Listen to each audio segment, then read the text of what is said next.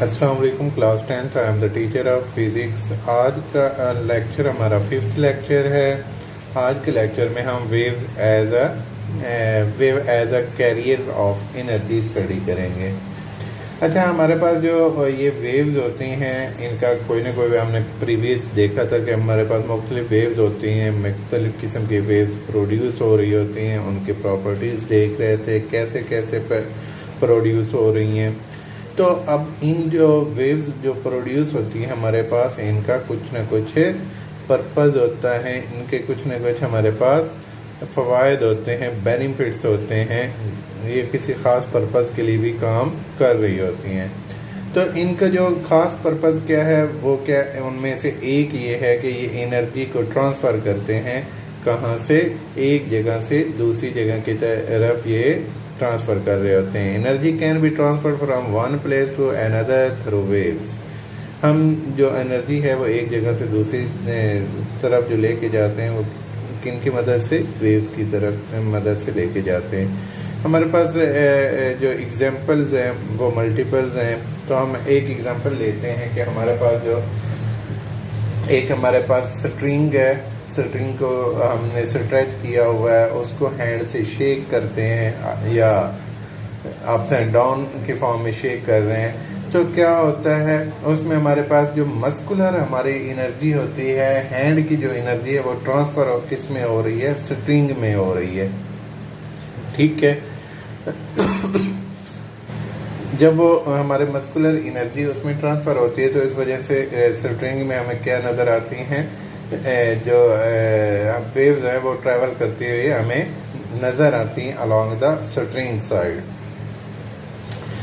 तो ये हमारे पास था the vibrating force from the hand disturb the particles of the string and sets them in motion.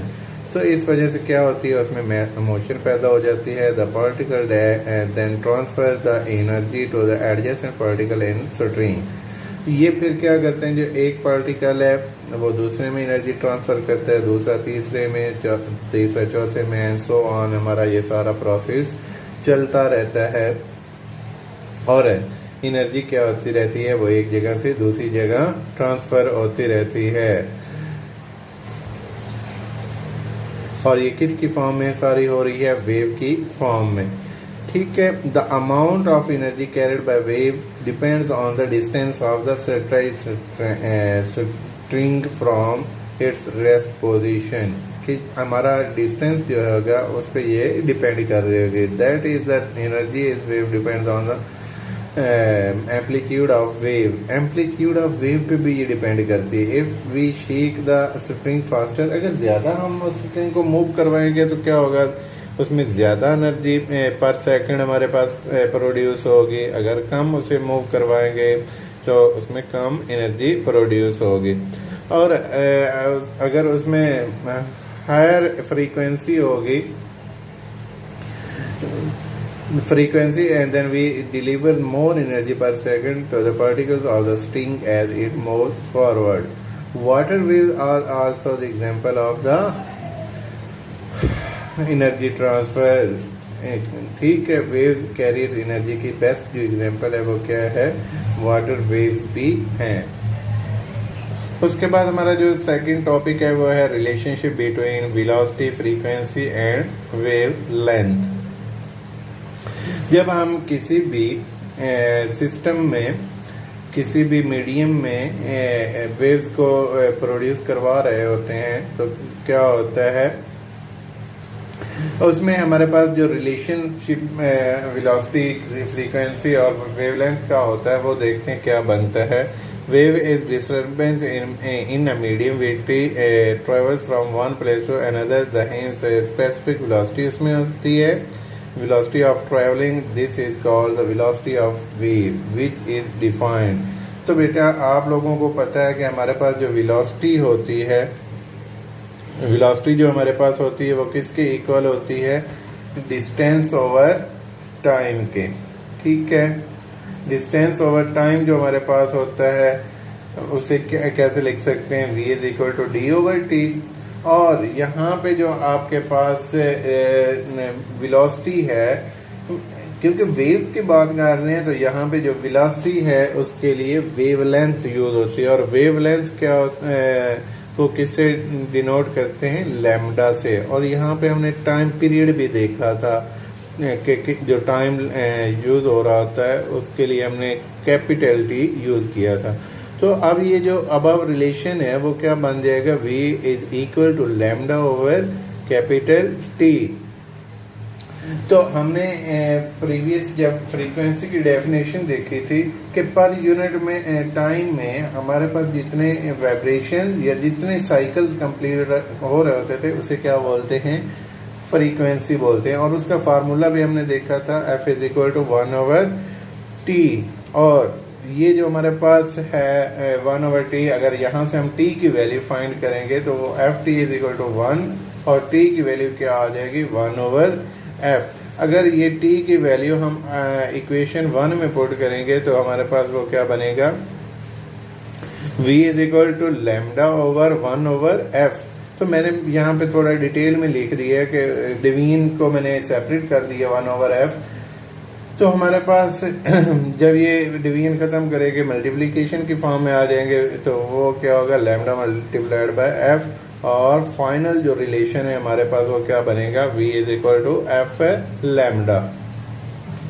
उसके बाद ये हमारे पास जो फ्रीक्वेंसी और हमारे पास फ्रीक्वेंसी, वेलोसिटी और हमारे पास थर्ड जो चीज थी वेवलेंथ, उनके दरमियान जो रिलेशनशिप है वो गिवन है, ठीक है। और इसके बाद हम देखते हैं रिपल टैंक। हमारे पास जो रिपल टैंक होता है ये एक डिवाइस है, ये वाटर में वाटर वेव्स प्रोड्यूस करने के लिए यूज होती है और उसकी कैरेक्टरिस्टिक्स को स्टडी किया जा सकता है, ठीक है। Ripple tank is a device to produce water waves and study the characteristics. इसके लिए हमें जो अपरेटिस चाहिए होगा वो नीचे ये फिगर में भी दिया गया है। तो यहाँ पे हम देख लेते हैं, हमारे पास एक रेक्टेंगुलर ट्रे होगी, ग्लास जो ग्लास की बनी होगी, ग्लास बॉटम हो गया, और and is placed nearly half meter above the surface of bottom। और ये बॉटम से हाफ मीटर अबव होनी चाहिए, ठीक है। and is placed near half meter above the surface of table। Waves can be produced on the surface of the water present in the tray by means of vibrator। तो ये हमारे पास जो tray थी इसकी जो साइडें थी वो हाफ मीटर अबव होंगी, उसमें पानी होगा। तो ये इसकी सारी ये चीज़ें गिवन है। अगर इस फिगर को गौर से देखें तो इसमें हमारे पास पावर सप्लाई है, शैलो टैंक ऑफ वाटर है, ऑसिलेटर पैडल है, लैंप है हमारे पास। तो हम सबसे पहले इसकी जो एक्सप्लेनेशन है वो क्या होगी। वाइब्रेटर क्या है, एक इलेक्ट्रिक मोटर है जो फिक्स की गई है वुडन प्लेट पे over the tray such that it's lower surface just touch the surface of water. जो इसका नीचे से ये तकरीबन वो टच कर रहा होगा वाटर से, इसकी जो वो ट्रे हो गए वुडन प्लेट होगी। On setting the vibrator on, जब उस वाइब्रेटर को ऑन करेंगे, this wooden plate start vibrating to generate water waves consist of separate wave front. वो क्या करेंगे, वेव्स को प्रोड्यूस करना शुरू कर देंगे। An electric bulb is hung above the tray to observe the image of water waves on the paper on screen। कि हमने नीचे पेपर या वगैरह भी रखा होगा ताकि हमें वेव्स नज़र आ सकें, और उसी के लिए हम बल्ब भी यूज़ करेंगे। The crust and trough of the waves appear as the bright and dark lines respectively on the screen, या पेज पे वो नज़र आएंगे। Now we explain the reflection. अब इसके बाद हम इसका रिपल टैंक की मदद से रिफ्लेक्शन को देखते हैं, इसी तरह फिर हम रिफ्रैक्शन को देखेंगे और इसी तरह डाइफ्रैक्शन को हम देखेंगे। हमारे पास place a barrier in the ripple tank. Ripple tank में एक बैरियर आप रखेंगे। The water wave will reflect from the barrier if the barrier is placed at the angle of wave front. इसको आपने वेव फ्रंट के angle पे रखना है। The reflected wave can be seen to obey the law of reflection. The angle of the incident wave around the normal will be equal to the angle of the reflected wave. Thus we define the reflection of wave. फिर हम इसको define करेंगे, लेकिन इससे पहले हम figure को देखें तो हमारे पास ये इंसिडेंट रे है, ठीक है, ये एंगल ऑफ इंसिडेंस है जहाँ पे वो वाकई हो रही है, ये नॉर्मल बैरियर था, ठीक है। ये हमने बैरियर जो रखा था ताकि हमारी रेज को रिफ्लेक्ट हो सकें। जो हमारे पास डेफिनेशन है रिफ्लेक्शन की, when waves moving in one medium fall on the surface of the another medium, they bounce back into the first medium such that the angle of incidence is equal to the angle of reflection. ये दोनों क्या होंगे? Angle of incidence, क्योंकि जब वो टकरा रही थी तो एक मीडियम से दूसरी मीडियम में जाना चाह रही थी, लेकिन जब वो टकराएगी तो टकराने के बाद फिर वापस उसी हमारे पास जो मीडियम है उसी में वो वापस आ जाएगी, ठीक है। और उसके बाद हमारे पास आ जाते हैं the speed of wave in water depends on the depth of water. जो इसकी स्पीड है वो क्या होगी? डिपेंड करेगी वाटर की डेप्थ पे। If the block is submerged in the ripple tank, submerged का मतलब डूब गया होगा, the depth of water in the tank will be shallower over the block than elsewhere. When water waves enter the region of shallow water, their wavelength decrease. अगर वो डूब जाए तो उससे का क्या होगा? Wavelength decrease होगा, but the frequency was remains the same in both part of water because it's equal to the frequency of the vibrator. तो इससे फिर क्या होगा? फ्रीक्वेंसी जो होगी वो सेम ही रहेगी। उसके बाद हम देखते हैं रिफ्रैक्शन। सेम काम वहाँ पे भी हमने यही करना है। For the observation of refraction of water wave we repeat the above experiment such that boundary between the deep. इसमें भी सारा काम वही करना है, लेकिन इसमें क्या करेंगे? हमारे पास जो रेज होंगी वो एक मीडियम से दूसरे मीडियम में रिफ्रैक्ट हो रही होंगी, ठीक है। इसके अगर डेफिनेशंस की बात करें तो इसकी जो डेफिनेशन है वो क्या है? When wave from one medium refers into the second medium at some angle, its direction of travel changes.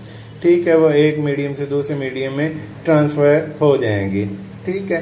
उसके बाद हमारे पास आ जाते थर्ड जो चीज थी वो डाइफ्रैक्शन थी। डाइफ्रैक्शन में क्या होगा? सेम काम वही करना है, लेकिन इसमें हमारे पास दो हम स्टिक ले लेंगे, ठीक है, तो जिन्हें आप स्टैकल्स का नाम देंगे ताकि यहाँ से कुछ वेव्स गुजर ना सकें। कैसी होंगी वो यहाँ पे हम देखें। ये हमारे पास दो रॉड्स हैं, ठीक है, जो हमने ऑब्स्टैकल्स लिए ताकि यहाँ पे रेज ना गुजर सकें।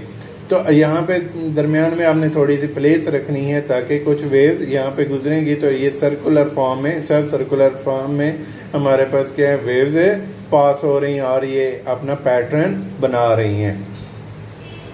Now we observe the phenomena of diffraction of water waves generate straight wave in a ripple tank and place two obstacles in the line in such way that separation between them is equal to the wavelength of water waves. After passing small slit between the two obstacles, the waves will separate in every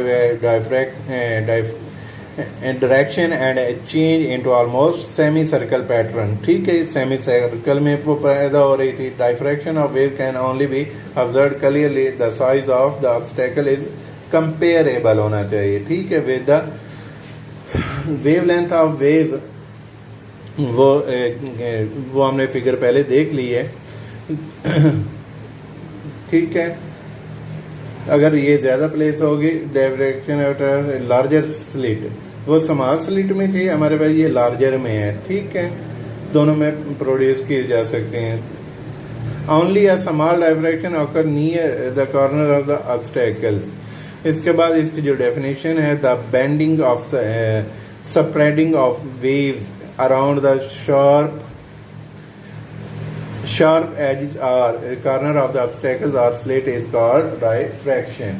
इसके बाद हम चलते हैं आज के काम में। Multiple जो चॉइसेस हैं वो यहाँ पे गिवन है। जो फर्स्ट है, which of the following is an example of simple harmonic motion, वो फर्स्ट क्या है, the motion of simple pendulum. उसके बाद सेकंड है, the mass of the bob of pendulum is increase by factor of 3, the period of the pendulum motion will be remain the same, यहाँ पे same रहेगा।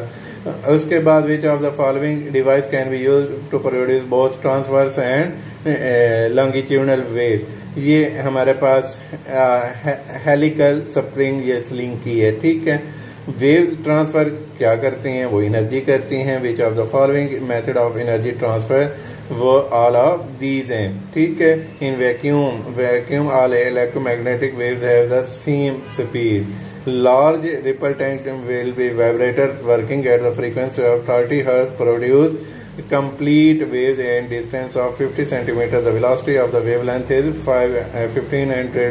ये जब फार्मूला अप्लाई करेंगे तो उसके से हमारा पूरा आंसर आ जाएगा। उसके बाद हमारे पास है, which of the following characteristic of wave independent of the other, वो क्या है, amplitude. Relationship between velocity, frequency and wavelength of wave is किसके इक्वल होगा, ये f lambda is equal to v, b option. Okay. और इससे पहले आपने इसमें आज के जो काम है इसमें आपने होमवर्क क्या करना है, लर्न क्या करना है, define the velocity of wave with its formula, prove that the relationship between velocity, frequency and wavelength। Third हमारे पास है define ripple tank। 4.1 define reflection of wave। इसी तरह रिफ्रैक्शन की डेफिनेशन करनी है, डायफ्रैक्शन की करनी है, और आपने ऑल मल्टीपल चॉइसेस, ये आखिरी जो 6 क्वेश्चन है ये डायफ्रैक्शन है, ठीक है। ये डायफ्रैक्शन ऑफ वेव आपने याद करने हैं। ओके, अल्लाह।